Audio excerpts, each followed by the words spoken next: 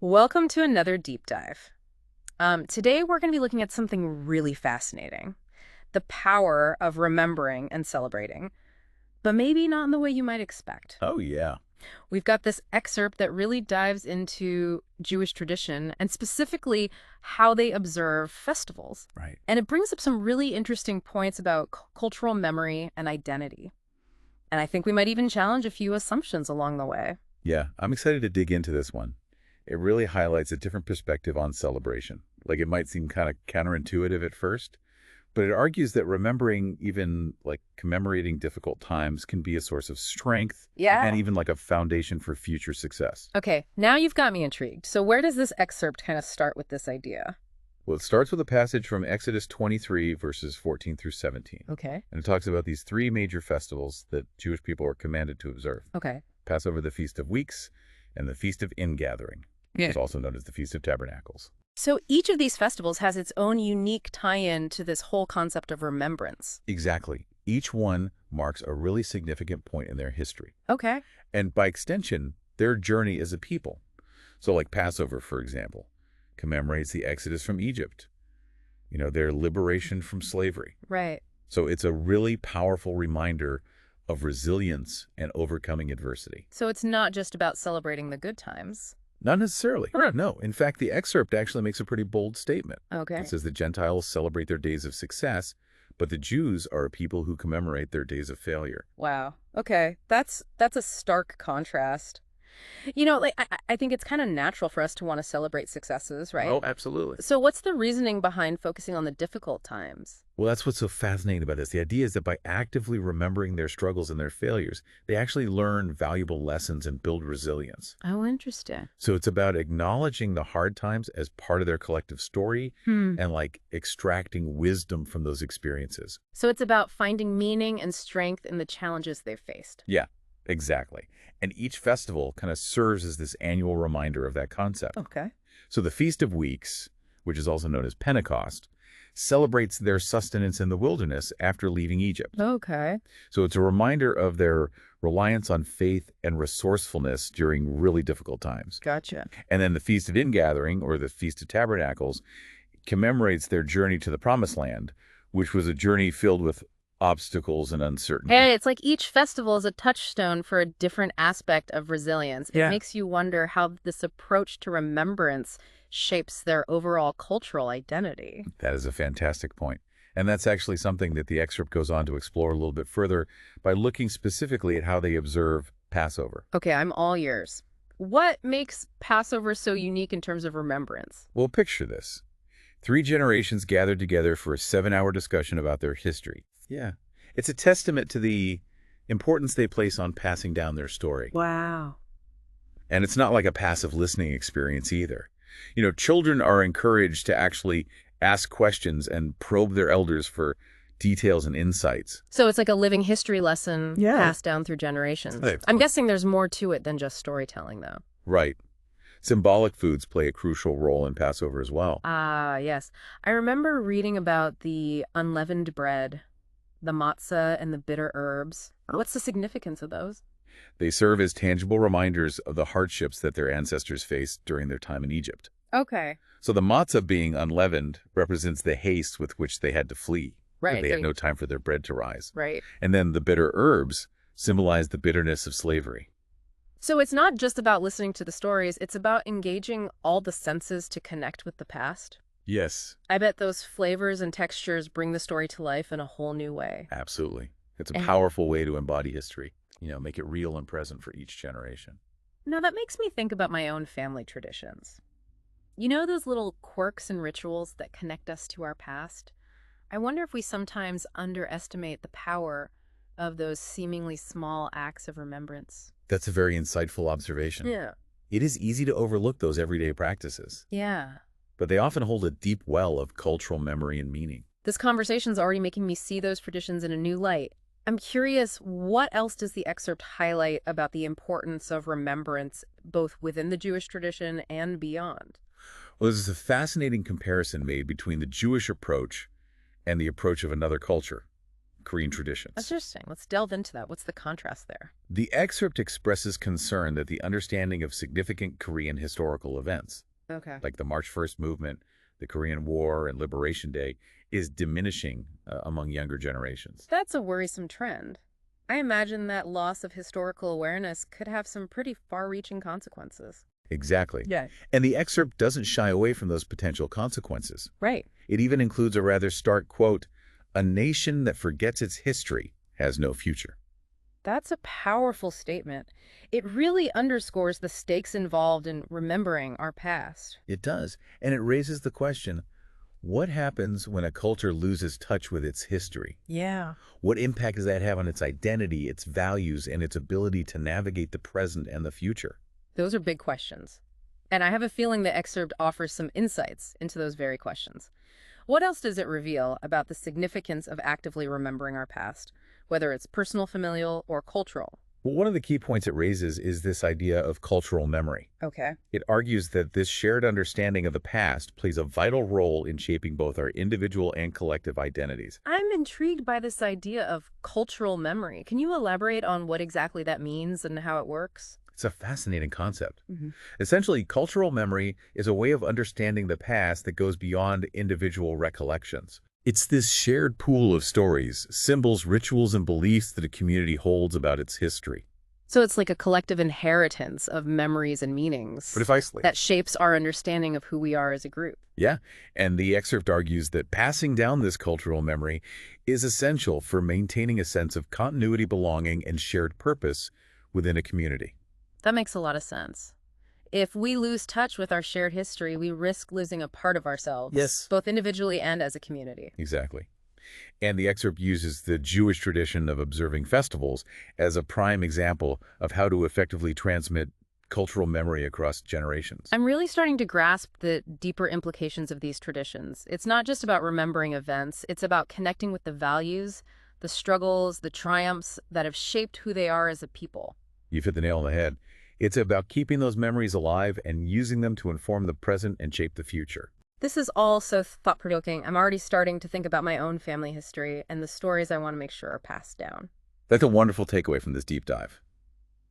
It's about recognizing the power of those personal and family narratives Yeah. and finding ways to keep them alive for future generations. You know, this conversation has sparked so many questions and reflections. I'm eager to delve deeper into the source material and see what other insights it has to offer. I'm really struck by this whole idea of cultural memory as like a living inheritance. Yeah. You know, like we receive it and then we pass it on. It's true. And it makes me think about how even like seemingly small traditions Right. can carry so much weight. It's true. We often overlook the significance of those everyday rituals and practices, Yeah. but they can be incredibly powerful vessels for cultural memory. Like, think about the simple act of sharing a family meal. Oh, I see what you mean. Yeah. Yeah, there's so much more to it than just like eating together. Exactly. It's a time for storytelling, for sharing memories, for reinforcing bonds, and those shared experiences repeated over time, they become part of the family's cultural fabric. It's like weaving a tapestry Yeah. of shared moments, flavors, and stories. That's beautiful. And then each generation kind of adds its own thread to the pattern. That's a beautiful way to put it. Hmm. And the excerpt actually goes even deeper into this idea by highlighting a specific element of Passover that I find really fascinating. Okay, I'm curious. What aspect of Passover does the excerpt focus on? It delves into the significance of the food that's eaten during the Passover meal, Okay. specifically the unleavened bread or matzah and the bitter herbs. Yes, we touched on that earlier. The excerpt mentioned that they serve as tangible reminders of the hardships their ancestors faced in Egypt. Right. But it goes beyond just being reminders. The act of eating these foods year after year becomes a way for each generation to literally taste and feel the story of their ancestors. It's like experiencing history on a sensory level. Yeah. It's one thing to hear about the bitterness of slavery, Yeah, but it's another thing entirely to taste it. exactly. And that visceral experience helps to create a deeper connection to the past. It makes it more real and relatable. It makes me think about how certain smells or tastes can instantly transport us back to a specific memory. Yes. Like the smell of my grandmother's baking always takes me back to my childhood kitchen. That's a great example. Yeah. Our senses are so powerful when it comes to memory. And that's why traditions that involve food music or even like specific rituals can be so effective in passing down cultural memory. They create a multisensory experience that Yes. helps those memories stick with us. Yeah. I'm starting to understand why these traditions have endured for centuries. Yeah. It's not just about remembering, it's about feeling, tasting, and experiencing the story Right. in a way that makes it come alive. You got it. Yeah. And it makes the process of remembering more engaging and meaningful for each generation. Now, there was another detail in the excerpt that really struck me. It was a quote from Deuteronomy that talked about the importance of seeking knowledge from past generations. Something about asking your father and elders about the days of old. Ah, yes. That quote beautifully emphasizes the importance of intergenerational dialogue. Okay. It's this idea that history isn't just something we read about in books. Right. It's something that we learn directly from those who lived through it. It makes history more personal and relatable, doesn't it? Absolutely. Instead of just like abstract events, you're hearing about them from someone you know and love. You're hearing their personal experiences, their emotions, their insights. Yeah. It creates a direct connection to the past that you just can't get from a textbook. I'm curious, how do you see this idea of intergenerational dialogue playing out in the context of cultural memory? Well, I think it's a crucial element in passing down those shared stories, values, and beliefs that make up a community's cultural memory. Okay. So when younger generations engage in conversations with their elders, they're not just learning about the past, Yeah. they're also connecting with their heritage on a much deeper level. It's like receiving a precious inheritance of Yeah. wisdom and experience. Exactly. And it reinforces that sense of continuity and belonging that's so vital for a thriving community. Makes me wonder if we've lost something in our modern society. You know, with our reliance on digital information, we have access to more information than ever before. Right. But are we missing out on those rich face-to-face interactions that Yeah. help us truly connect with our history? That's a thought-provoking question. Wow. And I think the excerpt subtly touches on that idea. While it acknowledges the value of recorded history, it clearly emphasizes the importance of direct personal transmission of knowledge from one generation to the next. There's a depth and a richness to it that you just can't replicate through a screen. Yeah. It's the difference between reading about a recipe and actually learning it from your grandmother. Right. Watching her hands work the dough and smelling the spices fill the kitchen. Precisely. Those sensory details, the unspoken nuances, the personal connection. Yeah. Those are the elements that make the transmission of knowledge truly meaningful. I'm starting to see that passing down cultural memory isn't just about preserving information. Right. It's about creating an experience, a connection, a shared understanding that transcends time. You've hit the nail on the head. Yeah. And that's where those seemingly insignificant traditions and rituals come into play. Okay. They provide the framework for those meaningful interactions and experiences. This is all making me rethink the importance of those traditions we sometimes take for granted. That's true. Whether it's a family recipe passed down through generations or Yeah. a simple bedtime story told countless times, Right. those acts of remembrance can have a profound impact. Absolutely. And it's never too late to revive old traditions or even create new ones. I love that idea. It's about being intentional and finding those creative ways to keep those memories and values alive. Exactly. Yeah. It's about weaving those threads of remembrance into the fabric of our lives. No, the excerpt doesn't just focus on Jewish traditions. It also draws a comparison with Korean traditions, highlighting a growing concern about the fading awareness of significant historical events. Yes, that's a crucial point. The excerpt expresses concern that understanding of events like the March 1st movement, the Korean War, and Liberation Day is diminishing among younger generations. And as we discussed earlier, the excerpt doesn't shy away from the potential consequences of that historical amnesia. Right. It warns that a nation that forgets its history risks losing its future. It's a stark reminder of the stakes involved in remembering our past, but it also offers a glimmer of hope, wouldn't you say? Absolutely. By acknowledging this issue and highlighting the importance of cultural memory, Yeah. the excerpt also implies that we have the power to change course. It's a call to action. Offers a really compelling model for keeping cultural memory alive and vibrant. It's about finding ways to make history come alive, Yeah. to make it relevant and meaningful for each new generation. And it's about recognizing that cultural memory isn't just about the past. It's about shaping our present and building a future that's grounded in a shared understanding of who we are and where we come from. This conversation has been so illuminating. I'm feeling a renewed appreciation for the power of remembrance, both in my own life and on a larger cultural scale. That's wonderful to hear. It's about recognizing the richness and complexity of our shared histories and finding ways to honor those stories that connect us to something larger than ourselves. It makes you realize that each of us plays a role in preserving and passing down those threads of remembrance, Yeah. whether it's sharing a family story, participating in a cultural tradition, or simply taking the time to listen to our elders. Right. Those seemingly small acts can have a ripple effect across generations. You've perfectly captured the essence of this deep dive. It's about recognizing the power and the responsibility we all have in shaping cultural memory. This conversation has definitely left me with a lot to ponder. I am eager to hear how our listeners are reflecting on this topic as well. What are some traditions or rituals that you cherish? Yeah. And if you could design a new one to pass on to future generations, what would it be and why? We've been having such an interesting conversation about this whole idea of cultural memory Yeah. and, the power of remembrance. It's fascinating. And I'm really starting to appreciate how these concepts kind of play out both in our personal lives and then also on a larger societal scale. Yeah, it's amazing how these seemingly individual acts of remembering, Right. sharing a family story or participating in a tradition can contribute to something so much bigger. Yeah, The collective understanding of who we are and where we come from. exactly. And our source material actually wraps up with a really thought-provoking question Oh, that I'd love to explore with you. It asks, if you could design a new tradition or ritual to pass on to future generations, what would it be and why? Oh, that's a great question. It really does challenge us to think outside the box and think creatively about how we can shape cultural memory.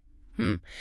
For me, I think it would be a tradition of gathering with loved ones Okay. under the night sky to share stories and stargaze. I love that idea. It's so simple, yet so powerful. There's something about the vastness of the night sky that really puts things into perspective. Yeah. It makes you feel connected to something so much bigger than yourself, both in terms of time and space. And sharing stories under the stars adds such a layer of magic and wonder to the experience. Yeah. It's like weaving those narratives into the fabric of the universe. Exactly. And as you share those stories generation after generation, you're creating this living tapestry of memories and connections that just transcends time. It's a beautiful way to honor the past, celebrate the present, and inspire the future. And it's something that anyone can do, regardless of their background or their cultural heritage. Absolutely. It's Yeah. like universal tradition in the making. This whole deep dive has been so insightful. It's made me realize that we all have a role to play in shaping cultural memory. It's true. Whether it's through family stories, community traditions, or even just taking the time to listen to our elders, Yeah, these acts of remembrance can have a ripple effect across generations. absolutely. Yeah. And, it's not just about preserving the past. It's about using those memories, those stories, those values to inform our present and to inspire our future. Beautifully said. Well, that brings us to the end of our deep dive into the power of remembering and celebrating. Yeah. But the conversation doesn't have to end here. We'd love to hear your reflections on this topic. What are some traditions or rituals that you cherish? And if you could design a new one to pass on to future generations, what would it be and why? Share your thoughts with us on social media or on our website. And above all, remember that the power of remembrance is within each of us. Yeah. It's about finding those meaningful ways to connect with our past, honor our present, and shape a future filled with purpose and connection. Until next time, keep diving deep and keep those memories alive.